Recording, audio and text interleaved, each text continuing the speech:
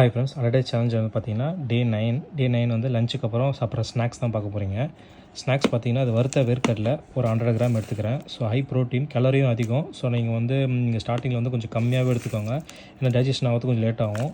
So நான் வந்து first இது எடுத்துக்கிறேன். அப்புறம் வந்து பார்த்தீங்கன்னா ரெட் பனானா எடுத்துப்பேன். அதுக்கப்புறம் வந்து கொயக்கா ஒன்று எடுத்துக்கிறேன். கொயக்கா வந்து மீடியம் சைஸு.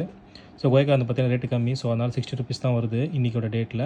ஸோ வந்து இது நல்லா இப்போது எடுத்துக்கலாம், நல்லா சீசனல் ஃப்ரூட்டு. ஸோ ஆப்பிள் வந்து பார்த்திங்கன்னா நம்ம இந்தியன் ஆப்பிள் தான் நான் மோஸ்ட்லி எடுத்துப்பேன். இந்தியன் ஆப்பிள் வந்து கேஜி வந்து பார்த்திங்கன்னா இந்த சைஸு 270 வருது. இதோட கொஞ்சம் பெருசாச்சுன்னு பார்த்திங்கன்னா 330 350 வந்து சேல் பண்ணுறாங்க.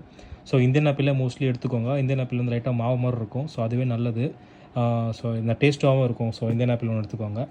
அப்புறம் செவ்வாழை சொல்லிட்டேன். அப்புறம் வந்து பார்த்திங்கன்னா இது சீத்தாப்பழம் வந்து பார்த்திங்கன்னா இப்போ சீசன்னால், ஸோ சீத்தாப்பழம் வந்து பார்த்திங்கன்னா சீசன்னால் வந்து இது ஒன்று எடுத்துக்கிறேன் டெய்லியும். ஸோ நான் வந்து முன்னாடிலாம் வந்து பெருசாக எடுத்துக்கிட்டேன். அவ்வளோ சுகர் வேண்டாம். இதில் வந்து சுகர் நார்மலாகவே ஹையாக இருக்கும். ஸோ நம்ம வந்து ஒரு மீடியம் சைஸ், இது வந்து ஒரு 70 கிராம் 80 கிராம் அந்த அளவுக்கு வந்து ரொம்ப கம்மியாக இருக்க மாதிரி எடுத்துக்கோங்க. ஸோ இது கன்று பார்த்திங்கன்னா ரொம்ப பெருசாக இருக்க மாதிரி எடுத்துக்கோங்க, அதான் கொஞ்சம் டேஸ்ட்டாக இருக்கும். ஸோ இது மாதிரி குட்டியாக இருக்கிறத பார்த்து எடுக்காதீங்க, நல்லா இருக்காது. ஸோ இதோட கேஜி வந்து பார்த்திங்கன்னா இப்போ ரொம்ப கம்மியாகிடுச்சு, 90 ருபீஸ் தான் ஆகுது. சென்னையிலேயே ரேட்டு கம்மி தான் இது. ஸோ கண்டிப்பாக இதை எடுத்துக்கோங்க. இது வந்து நம்மளுக்கு கால்சியம் போனுக்குலாம் ரொம்ப நல்லது. ஸோ கண்டிப்பாக எடுத்துக்கோங்க. ஸோ என்னோடய டே 9ஓட ஈவினிங் ஸ்நாக்ஸ் இது தான். இது முடிச்சுட்டு வந்து பார்த்திங்கன்னா பால் வந்து ஒரு பெரிய கிளாஸ் 250 ml பால் ஒன்று எடுத்துப்பேன்.